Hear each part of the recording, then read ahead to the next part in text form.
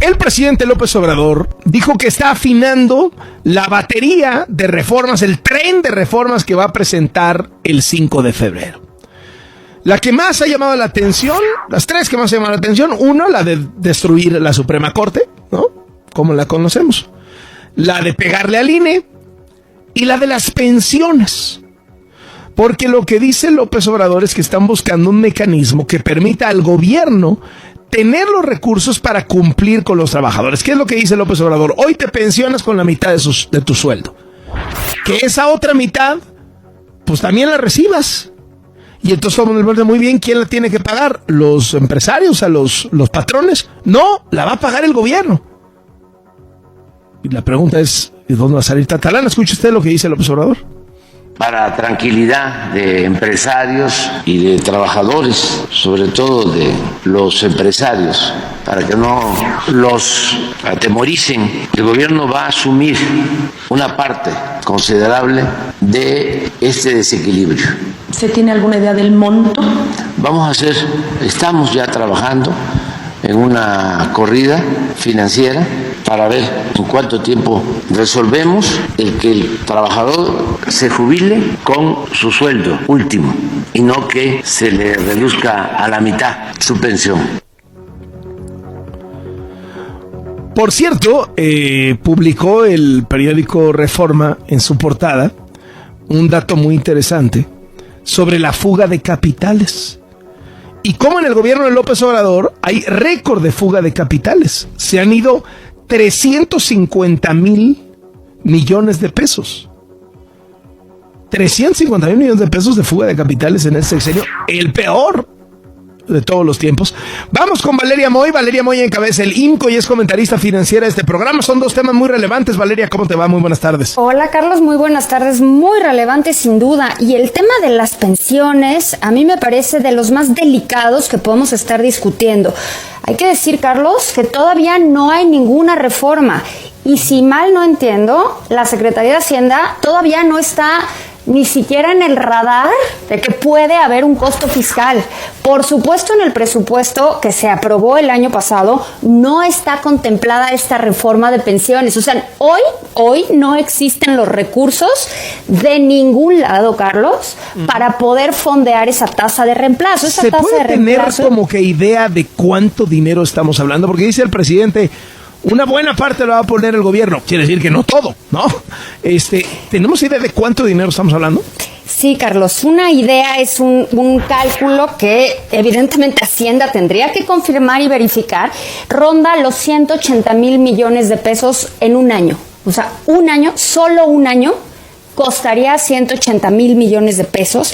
Simplemente no tenemos los recursos asignados. Es más, si tú le quitas, así como cuando hablábamos de la recuperación de Acapulco o cuando hablamos de otros temas, de alguna manera siempre estamos pensando, bueno, el presidente le va a quitar a unos por aquí, por allá. Aquí es, ¿a quién le quitas, Carlos? O sea, ¿a quién le quitas más para cubrir esta diferencia que es gigantesca? 180,000 millones de pesos, pues más o menos 10,000 millones de dólares, que no es como que se tengan aquí a la mano.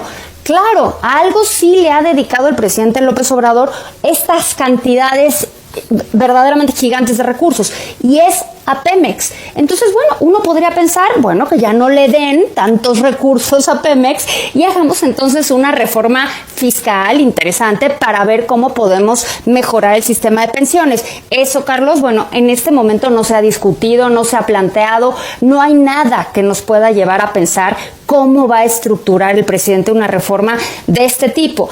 Hay que decir una cosa que me parece importante. Esta idea de los trabajadores hoy tienen una tasa de reemplazo muy baja, que es el ingreso que tienes una vez que te jubilas, se debe a la migración de un sistema de pensiones de beneficio definido, que es lo que se conoce como la ley anterior, la ley del 73, y pasamos después al sistema de contribución definida, que es las AFORES, lo que se conoce como el sistema de las AFORES, que es el que ahorita convive en ambos sistemas. Con este nuevo sistema, que es al final del día donde los jóvenes que entran al mercado laboral se van a poder jubilar con este sistema, sí hay un tema, sí hay un problema con la tasa de reemplazo para esa generación de transición. ahí sí hay un tema que yo creo que además se tendría que resolver. Pero al final del día, si esta reforma se deja, o sea, si las afores se dejan crecer, la tasa de reemplazo no se quedaría como está ahorita, se iría al 70%. Hay que decir que el 100% de tasa de reemplazo, Carlos, pues no ubico ningún país que tenga una tasa de reemplazo del 100%. O sea, es muy difícil tener una tasa de reemplazo del 100%. Normalmente es un poco menor. Yo creo que hay cosas que trabajar, como reforma al sistema de pensiones, sí. ¿De dónde van a salir los recursos? ¿El gobierno va a entrar a cubrir el 100%?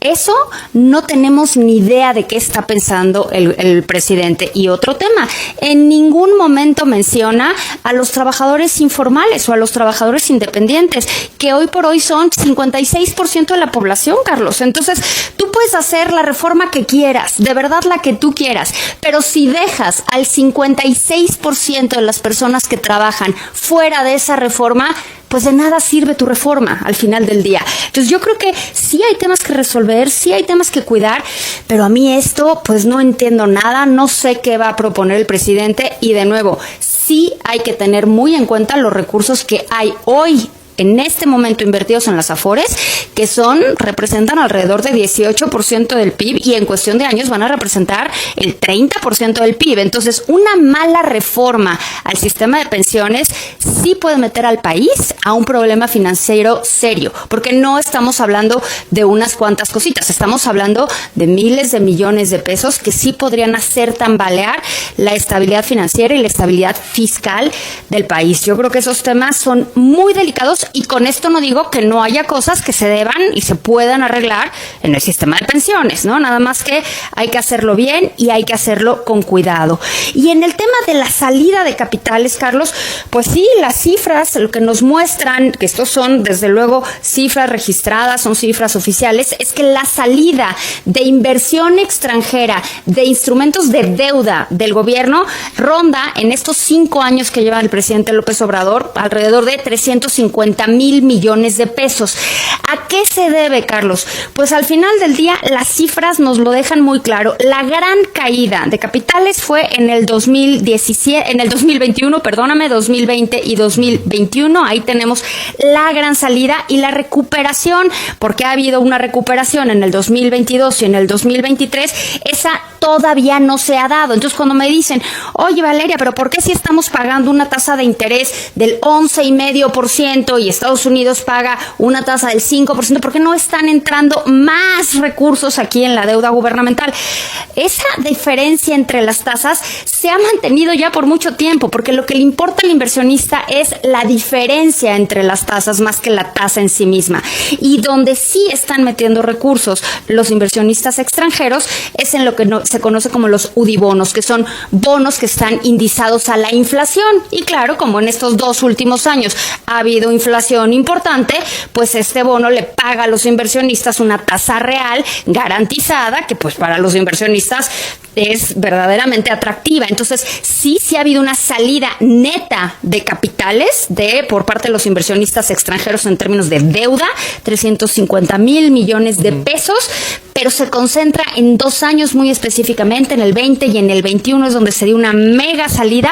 Se ha recuperado algo, no del todo. 2023 hubo entrada neta, pero bueno, pues Carlos, seguimos con estas cifras que yo no creo que ni de chiste se vayan a recuperar este año, pues porque la caída en estos 2 años, la incertidumbre que se generó, la falta de apoyos durante la pandemia, pues todo esto sí repercutió pues en el comportamiento de los inversionistas extranjeros que optaron pues por llevar su dinero a otro lugar, Carlos. Muchísimas gracias, Valeria, gusto saludarte. Igualmente, hasta luego.